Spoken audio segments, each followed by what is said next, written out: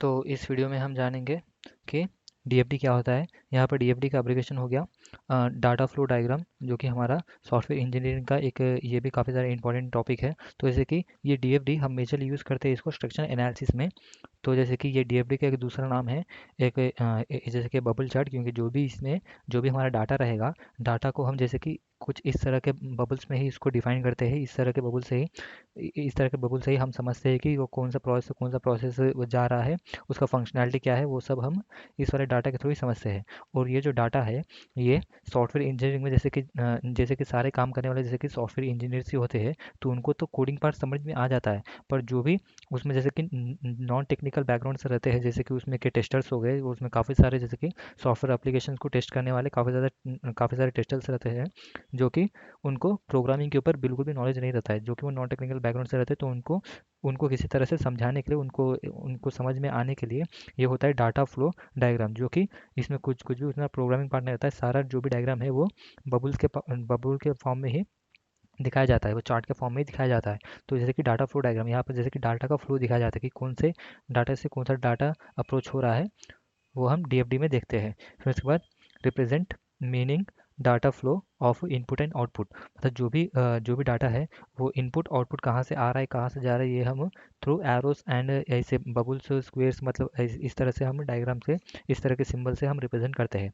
Describe processes इन systems, तो जैसे कि सिस्टम्स में कौन से प्रोसेस हो रहे हैं, कौन से फंक्शनैलिटीज़ हो रहे हैं, कहाँ से कहाँ, कौन से फेज में जा रहे हैं, वो सारे फेज को, प्रोसेस को, फंक्शनैलिटीज़ को डिफाइन करने के लिए भी हम डीएफटी यूज़ करते हैं। तो जैसे कि इसमें यूज़ होने वाले कुछ जैसे कि सिंबल्स हो गए, इसमें कौन से सिंबल्स यूज़ होते हैं, जैसे कि अभी सपोज एक्सटर्नल एंटिटी को रिप्रेजेंट करना हो, एक्सटर्नल एंटिटी से डाटा आ रहा है किसी एक्सटर्नल एंटिटी में, तो उसे हम उस तरह से डिज़ाइन करते हैं, जो कि हमारा रेक्टेंगल का सिंबल हो गया फॉलोड बाई वन एरो। तो फिर एक एरो जो कि फॉलोड होएगा हमारे रेक्टेंगल से, उसको हम एक्सटर्नल एंटिटी का जैसे कि सिंबल हो गया। फिर उसके बाद data flow, total data flow, जैसे कि कौन से सोर्स पर जैसे कि डाटा जा रहा है, उसको शो करने के लिए हम एक सिंपल सा एरो ड्रॉ करते हैं। ओके, ये एरो शो करता है, ये एरो का सिंबल यूज़ करते हैं हम उसमें।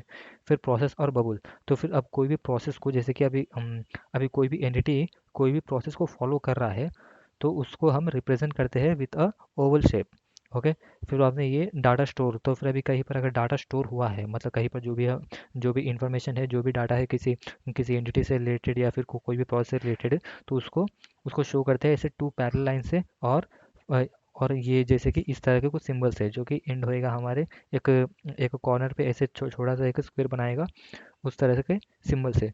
तो जैसे कि अब जो भी डाटा तो फिर ये जैसे कि जो भी डाटा फ्लो डायग्राम है, इसके कुछ जैसे कि रूल्स हो गए। तो क्या रूल्स हो गए, जैसे कि उसमें एटलीस्ट अगर वन इनपुट आउटपुट है, तो जैसे कि जो भी हमारा प्रोसेस रहेगा, प्रोसेस में से हम एरो से रिप्रेजेंट करेंगे कि हाँ, जैसे कि एरो जैसे कि डाटा फ्लो बताएगा जी, डाटा फ्लो एक इनपुट आ रहा है, एक आउटपुट का डाटा यहाँ से फ्लो हो रहा है, जो भी हमारा प्रोसेस है, प्रोसेस से हमारा डाटा फ्लो हो रहा है। फिर बाद में data store should be have flow in and one data flow out. तो फिर जैसे कि यहाँ पर जैसे कि डाटा स्टोर हो रहा है, ओके, डाटा स्टोर हो रहा है, जैसे कि यहाँ पर है डाटा स्टोर हो रहा है, डाटा स्टोर हो रहा है, और एक इनपुट और एक आउटपुट वैल्यू भी जा रहा है। तो ओके, तो जैसे कि इस तरह से यहाँ पे डाटा स्टोर हो रहा है, और जैसे कि यहाँ पर डाटा फ्लो की मदद से यहाँ पर एक इनपुट एक आउटपुट जा रहा है, तो फिर जैसे कि इस तरह से हम इसको शो कर सकते हैं। तो यहाँ पे फिर हमारा तीसरा आता है प्रोसेस टू प्रोसेस, मतलब एक प्रोसेस से अनदर प्रोसेस में डाटा कैसे जाता है और कैसे डाटा स्टोर होता है। तो जैसे कि उसके लिए यहाँ पर है, जैसे कि ये हमारा एक प्रोसेस हो गया, एक प्रोसेस से अदर प्रोसेस जा रहा है, और जैसे कि उसके रिलेटेड डाटा यहाँ पे कैसे स्टोर हो रहा है। सपोज ये प्रोसेस है, ये प्रोसेस में मूव हो रहा है, तो फिर यहाँ पर मेरा एक काम हो रहा है, यहाँ पे दूसरा काम हो रहा है। अभी सपोज ये काम मेरा नहीं हो रहा है, तो फिर यहाँ पे जो भी इसके रिलेटेड डाटा है, ये डाटा यहाँ पे जाकर स्टोर हो जाएगा, मतलब ये डाटा डिस्ट्रॉय नहीं होएगा। अभी सपोज ये मेरा काम नहीं हो रहा है, यहाँ पे कनेक्शन टूट गया, तो फिर इसका डाटा डिस्ट्रॉय ना हो, वो स्टोर हो, उसके लिए हम यूज़ करते हैं ये पैरेलल वाला। ओके, तो जैसे कि ये उसका डायग्राम हो गया समझने के लिए। फिर उसके बाद आ गया एक्सटर्नल एंटिटी। एक्सटर्नल एंटिटी से अगर हम कोई डाटा ले रहे हैं, तो उसको उसको कोई भी प्रोसेस में कैसे सेव करते हैं।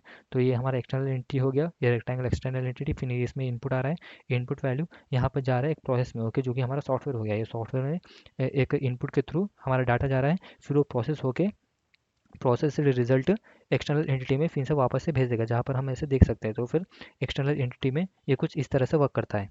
एक्सटर्नल एंटिटी का डायग्राम ये हो गया। अब जैसे कि ये डाटा फ्लो डायग्राम में इसमें और भी जैसे कि इसमें कुछ तरह के ऑर्डर्स होते हैं, zeroth order, first order, second order. जैसे कि वो ऑर्डर जैसे इंक्रीज़ होता है उसके रिलेटेड उसका जैसे कि कॉम्प्लेक्सिटी भी इंक्रीज़ होता है, मतलब जो भी उसका डिटेलिंग है वो भी इंक्रीज़ होता है। तो उसको फर्दर वीडियो में देखेंगे। तो जैसे कि डाटा फ्लो डायग्राम में इतना ही था, जो कि डिफाइन करता है उसमें उसमें का फंक्शनैलिटीज़ को थ्रू डायग्राम, जिसको हम बबल चार्ट के नाम से भी जानते हैं। तो इस वीडियो में सिर्फ इतना ही। अगर वीडियो पसंद आए तो प्लीज़ मेरे चैनल को सब्सक्राइब करो। And thanks for watching.